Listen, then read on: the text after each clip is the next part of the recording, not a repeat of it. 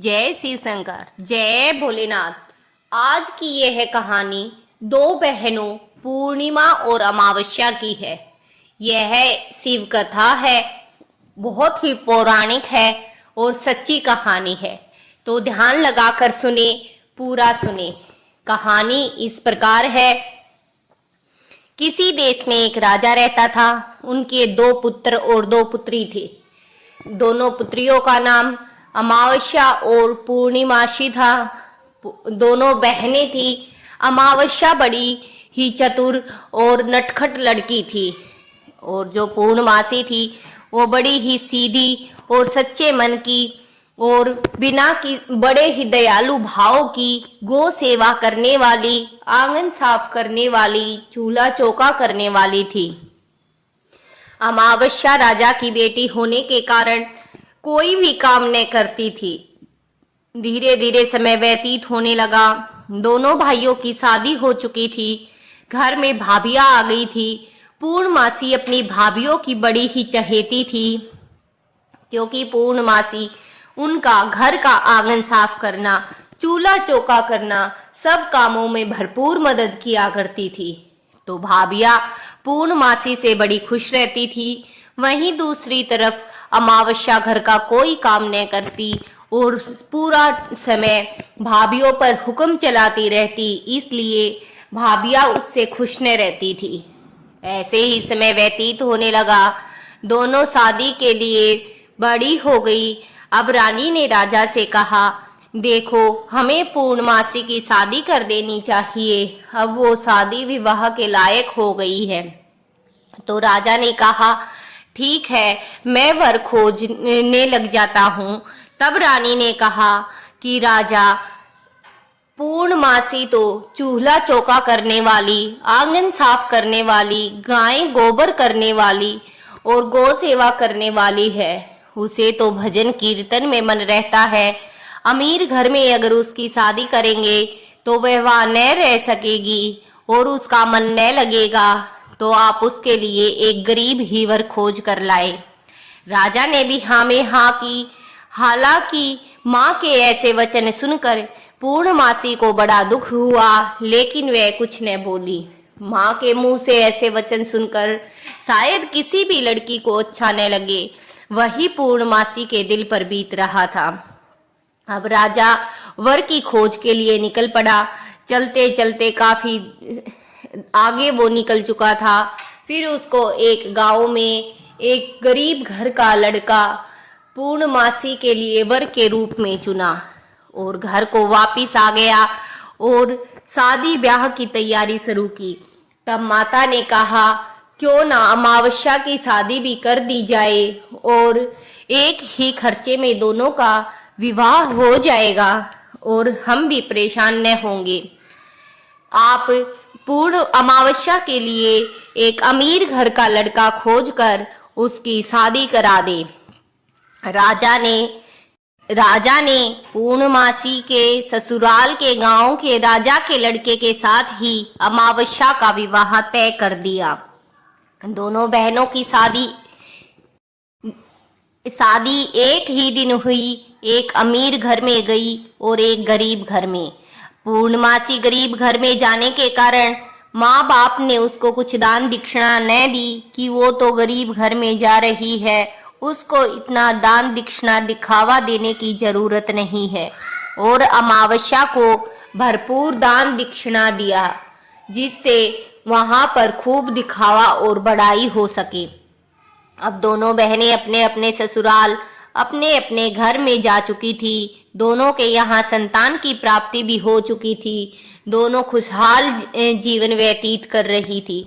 एक समय की बात है कि अमावस्या ने अपने घर में कीर्तन रखा, पूरे घर में बुलाया भेजा, लेकिन पूर्णमासी के यहाँ बुलाया न भेजा। पूर्णमासी को बड़ा दुख लगा, लेकिन वो करती भी क्या। वो अपने घर की दहलीज पर बैठी थी। आस पड़ोस की सभी औरतें भजन कीर्तन के लिए अमावस्या के घर जा रही थी। तो उन्होंने कहा, अरे पूर्णमासी, क्या तुम न चलोगी तेरी बहन के घर? तब पूर्णमासी ने कहा, नहीं बहनों, तुम सब जाओ, मेरे घर तो बुलाया नहीं आया। बिन बुलाए मैं कैसे जाऊंगी। तब सब औरतों ने कहा, नहीं पूर्णमासी, तुम तो बहुत ही अच्छा भजन कीर्तन करती हो, तुम्हें भी हमारे साथ चलना चाहिए, तुम हमारे साथ हमारे बुलाए पर चलो।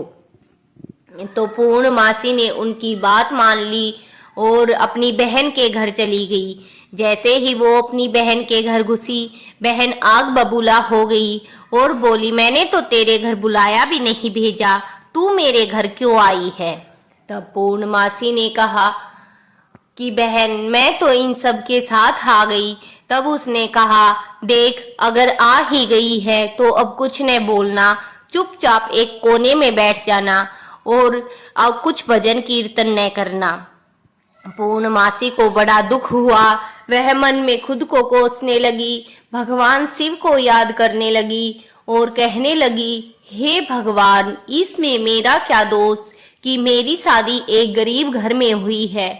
मैंने तो आपकी भक्ति की, आपकी पूजा की, कब तक आप मेरी परीक्षा लेते रहोगे। ये सब कह के पूर्णिमा मन ही मन सिकुड़ती जा रही थी। सब भजन कीर्तन पूरा हो गया था। सब औरतें घर की तरफ चली। जाते समय सबको प्रसाद मिलने लगा।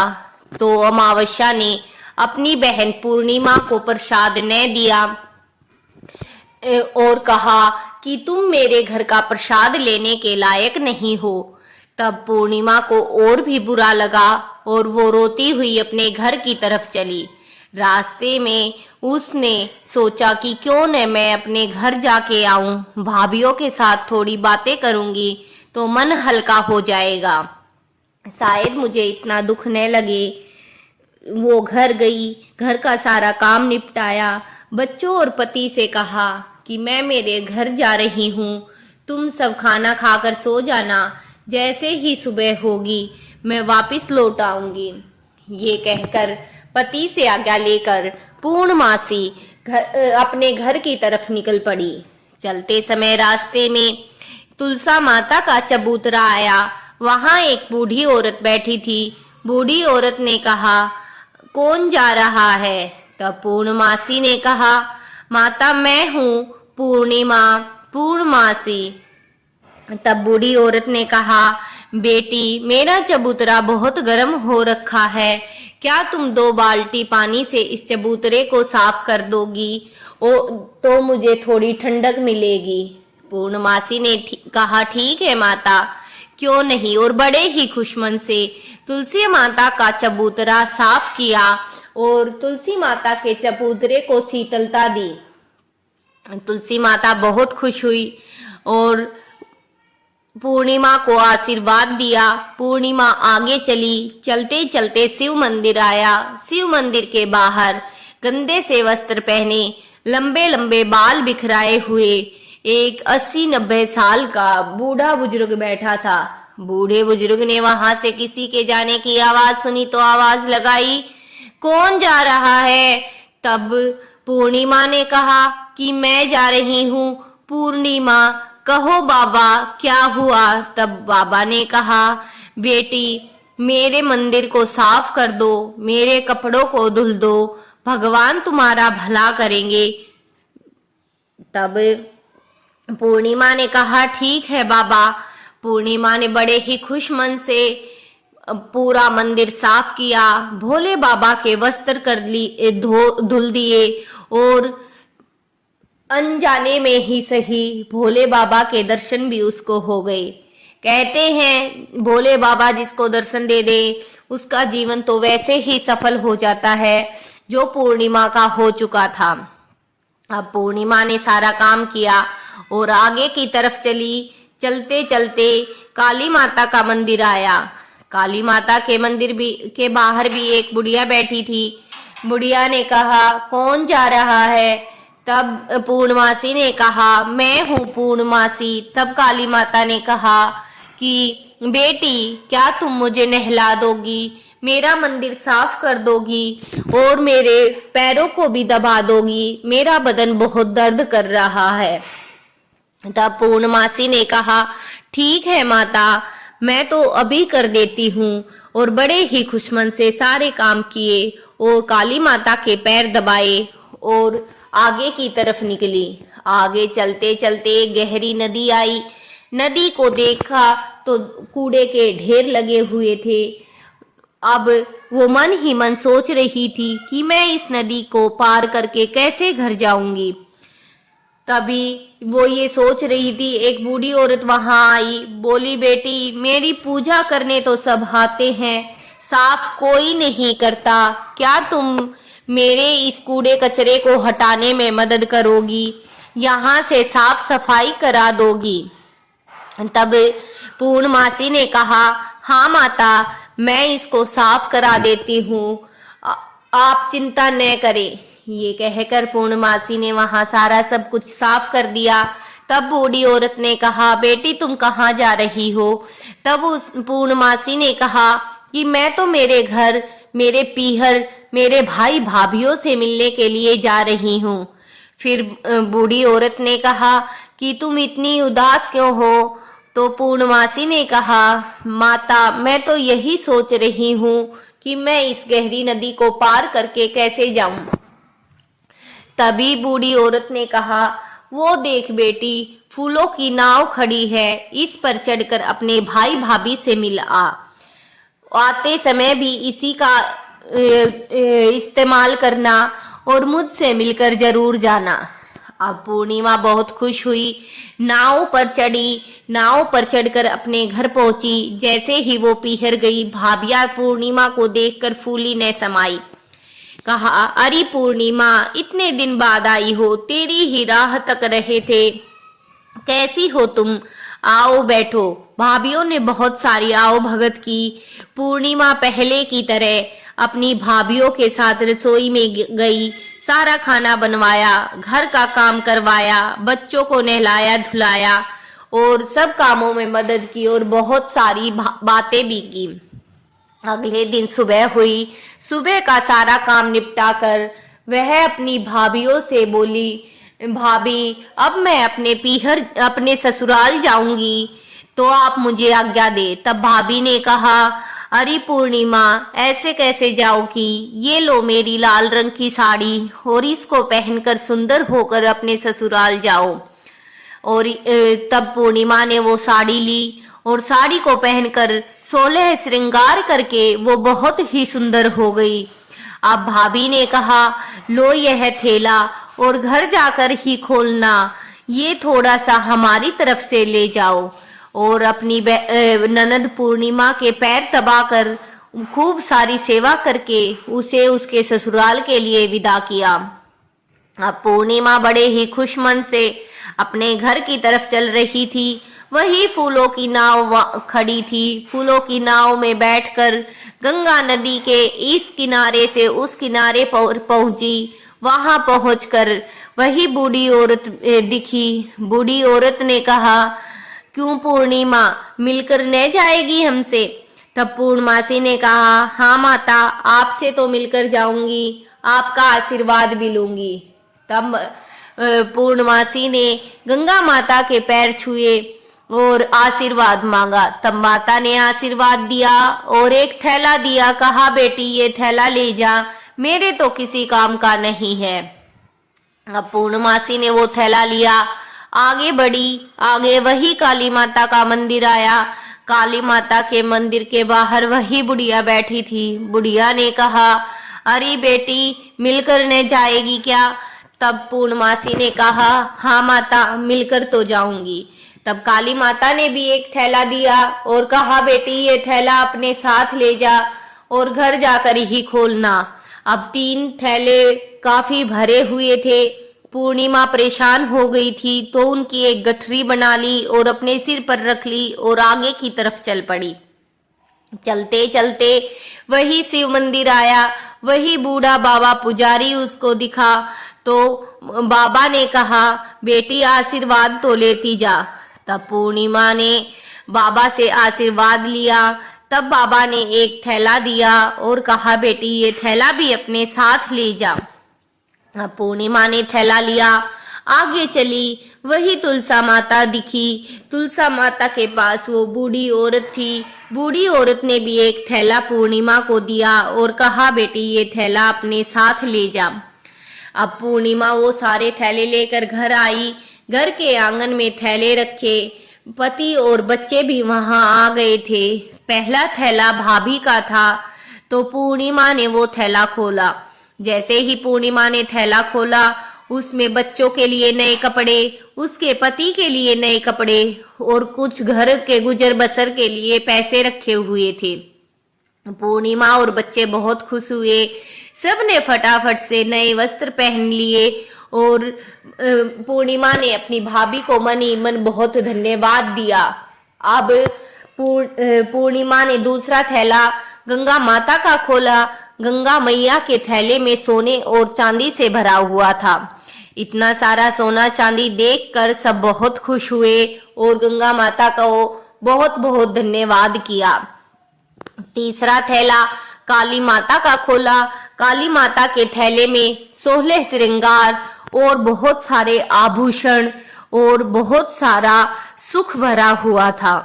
वो सब देखकर पूर्णिमा बहुत ही खुश हुई और काली माता को धन्यवाद किया। चौथा थैला भोले बाबा का था। भोले बाबा का थैला खोला तो उसमें सब कुछ था। धन, लक्ष्मी, सुख, संपत्ति, वैभव सब कुछ भरा हुआ था और भोले बाबा का आशीर्वाद था। अब पूर्णमासी के पास किसी चीज की कमी न रही। उसने पांचवा थैला तुलसा मैया का खोला।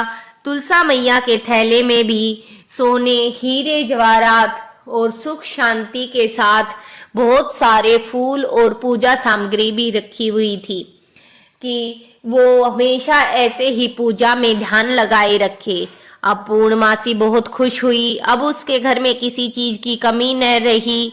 वह गरीब न रही, सुख से जीवन व्यतीत करने लगी। अब पूर्णमासी के मन में आया कि मेरा बहुत मन था कि भजन कीर्तन रखूं, क्यों ना मैं भी अपने घर भजन कीर्तन रखती हूँ। पूर्णमासी ने भजन कीर्तन रखा। अपनी बहन के घर भी बुलावा भेजा और पूरे गांव में बुलावा भेजा। सब पूर्णमासी के घर कीर्तन में आए। उसकी बहन भी अमावस्या यह देखने के लिए आई कि उसने कीर्तन कैसे रखा। वह तो बहुत गरीब थी। वो आई, उसने देखा तो वह चकित रह गई। तब उसने पूर्णमासी से पूछा कि तुम्हें यह धन कहाँ से प्राप्त हुआ है। तब पूर्णमासी बेचारी सादी भोली कहने लगी, बहन ये थैले तो मुझे भाभी और कुछ बूढ़े आदमियों ने दिए हैं। और उसने वो सारी बात उसको बता दी। अब अमावस्या के भी मन में लालच आया। उसने कहा कि मैं भी पीहर को जाऊंगी, भाभीयों से मिलकर आऊंगी। तब अमावस्या भी अपने घर गई। पति बच्चों को खाना खिलाकर सुलाकर अपने पीहर के लिए निकल पड़ी। रास्ते में वही तुलसा माता उसको बैठी हुई दिखी। तुलसा माता ने कहा, बेटी मेरा चबूतरा धुल दो। तो अमावस्या ने कहा, अरे बूढ़ी, मैंने इतने सुंदर कपड़े पहने हुए हैं, क्या मैं तुम्हें चबूतरा धुलने के लिए दिखती हूँ। यह कहकर आगे बढ़ी। फिर वही भोले बाबा बूढ़े पुजारी दिखे। बूढ़े पुजारी ने कहा, कौन जा रहा है। तब अमावस्या ने कहा कि मैं तो इतने गंदे से वस्त्र धारण किए हुए से बात तक नहीं करती, आप क्या करोगे, कौन जा रहा है। ये कहकर आगे बढ़ी। आगे वही काली माता का मंदिर आया। वही बूढ़ी औरत बैठी थी। बूढ़ी औरत ने कहा, बेटी क्या तुम मेरे पैर दबा दोगी। तो उसने कहा कि मैं क्या पैर दबाने वाली हूँ, मैं किसी के पैर नहीं दबाऊंगी। ये कहकर आगे बढ़ी। आगे बढ़ते ही वही गंगा नदी के किनारे पहुंची। गंगा मैया बैठी थी। गंगा मैया ने कहा, बेटी ये कूड़ा कचरा साफ करने में मेरी मदद करोगी क्या। तब उसने कहा कि मैं क्या कूड़ा साफ करने वाली दिखती हूँ, बूढ़ी दूर हट जा। अब वह बूढ़ी औरत पीछे हट गई और वहां खड़ी नाव में अमावस्या ने जल्दी से कदम रखा। जैसे ही अमावस्या ने कदम रखा, फूल कांटों में बदल गए और अमावस्या के पैर कांटों से जख्मी हो गए। वह लहूलुहान पैरों से अपने पीहर की तरफ आगे बढ़ी। जैसे ही वो पीहर को गई और भाभीियों ने अमावस्या को आते हुए देखा तो उनका माथा ठनका। उन्होंने कहा, यह क्या करने आई है? यह तो न कुछ काम करेगी, उल्टा हुक्म और राज करने हम पे आई है। जरूर यह हमने पूर्णमासी को दिया, इसी लोभ में कुछ लेने के लिए आई है। 2 दिन पहले उसको दिया, अब इसको हम क्या देंगे? ये कहकर मन ही मन में भाभिया सोचने लगी, सुखचाने लगी। अब अमावस्या ने कहा, क्यों भाभी, अपनी ननद की आओ भगत न करोगी क्या? तब भाभी ने कहा, हाँ हाँ ननद बाई आओ, तुम तो कुछ काम करने से रही, तुम्हें तो पानी भी बैठे बैठे ही चाहिए। ये कहकर भाभी पानी और खाना लेकर आई। शाम तक सारा काम किया और अगली सुबह हुई तो अमावस्या ने कहा कि भाभी मैं घर को जाती हूँ। तब भाभी ने कहा, ठीक है अमावस्या। तब अमावस्या ने कहा, क्यों भाभी, मुझे कुछ न दोगी क्या? तब भाभी ने कहा, अरे अमावस्या, तुम कैसे लेकर जाओगी? तुम तो थक जाओगी, तुम घर जाओ, हम घर ही भिजवा देंगे। अब अमावस्या बहुत खुश हुई और अपनी घर की तरफ चल दी। चलते समय फिर वो नदी किनारे आई। बूढ़ी औरत को बोला, क्यों माता, तुम मुझे कुछ न दोगी क्या? तब माता ने कहा, हाँ हाँ बेटी, चिंता क्यों करती हो, मैं तो सबको कुछ न कुछ देती हूँ, तुम घर जाओ, मैं थैला घर ही पहुंचा दूंगी। तब आगे चली, वही काली माता का मंदिर आया। काली माता ने भी वही कहा, भोले बाबा ने भी वही कहा और तुलसा मैया ने भी वही कहा। अब अमावस्या बड़े ही खुशमन से अपने घर को गई। जाते ही आंगन में देखा तो 5 थैले रखे हुए थे। अमावस्या बड़ी खुश हुई और भागकर थैले खोलने लगी। पहला थैला भाभी का खोला तो उसमें कंकड़ पत्थर भरे हुए थे। अमावस्या को देखकर बड़ा ही गुस्सा और क्रोध आया। फिर उसने दूसरा थैला खोला। दूसरा थैला गंगा मैया का था। वह खचाखच मिट्टी से भरा हुआ था। यह देखकर अब अमावस्या का गुस्सा और भी बढ़ गया था। फिर उसने काली माता का थैला खोला। काली माता के थैले में भस्म और अंगारे भरे हुए थे। अब चौथा थैला शिव भगवान का खोला। जैसे ही शिव भगवान का थैला खोला, उसमें से सांप और बिच्छू निकलकर भागने लगे। अब अमावस्या घबरा गई और फिर उसने 5वां थैला खोला। वो तुलसा मैया का सूखे पत्तों और मुरझाए फूलों से भरा हुआ था। ये सब देखकर अमावस्या बड़ी दुखी हुई और अपनी बहन पूर्णमासी के घर गई और जाकर सारी बात कही। तब पूर्णमासी ने कहा कि बहन, तुमने यह सब ठीक न किया, उन सब की सेवा करनी चाहिए थी। मैंने तो उन सब की सेवा की, सबको अपने कर्म का ही फल मिलता है। और भाभिया तुझे कुछ कैसे दे, तू तो न कभी किचन में काम उनके साथ करती है, न कभी रसोई घर जाती है, न कभी चूल्हा चौका करेगी, न झाड़ू पोछा करेगी, न कभी शिव भक्ति करेगी। देखो, बिना गुरु के जीवन पूरा नहीं होता, इसलिए हमें अपने जीवन में गुरु जरूर बनाना चाहिए। मैंने शिव को अपना गुरु माना और मुझे जीवन में सब सुख प्राप्त हुए। मैं भाभियों की मदद करती थी तो भाभियों ने भी मुझे लाड प्यार के साथ मेरे घर के गुजर बसर के लिए कुछ न कुछ दिया। देखो, जितनी भी हम सेवा कर सकते हैं, हमें सेवा करनी चाहिए, कर्म करने चाहिए, धर्म करने चाहिए, जिससे सुख संपत्ति वैभव लक्ष्मी हमें मिल सके। अब अमावस्या बड़ी शर्माई हुई थी और पूर्णमासी की बातें सुन रही थी।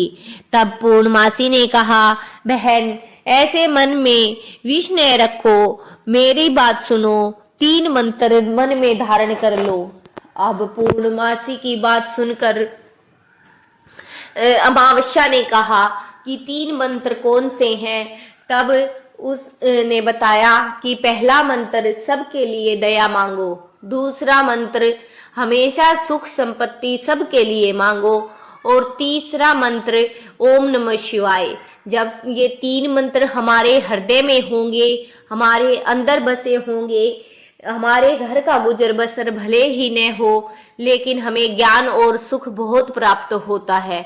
इसलिए हमें हमेशा ही अपने घर के गुजर बसर के लिए, अपने मन की शांति के लिए, जीवन को पूरा करने के लिए इन 3 मंत्रों को याद करना चाहिए, अपने मन में धारण कर लेना चाहिए। ये सारी बातें पूर्णमासी ने अमावस्या को समझाई। अब अमावस्या को भी समझ आ चुका था कि उसने गलती कहाँ कहाँ की है, और वो भी सच्चाई हुई थी। उसने ये सारी बातें कही। ये एक सच्ची शिव कथा है। सुनने वाले को भी इसका लाभ हो, सुनाने वाले को भी लाभ हो, सबके घर में सुख शांति हो, दया हो। सबको अपना शिव को गुरु बनाकर अपने जीवन को पूरा करना चाहिए। अगर मेरी कहानी अच्छी लगे तो वीडियो को शेयर जरूर करना, लाइक करना, घंटी के आई बेल बटन पर जरूर से दबाना, ताकि नई वीडियो का नोटिफिकेशन सबसे पहले आपके पास पहुंचे और मेरी नई कहानी आप सुन सके। मेरी वीडियो अगर अच्छी लगे और अगर भगवान शिव भोलेनाथ की पूजा आप भी करते हैं तो कमेंट सेक्शन में जय शिव शंकर जरूर से लिखे। बोलो हर हर महादेव। जय शिव शंकर।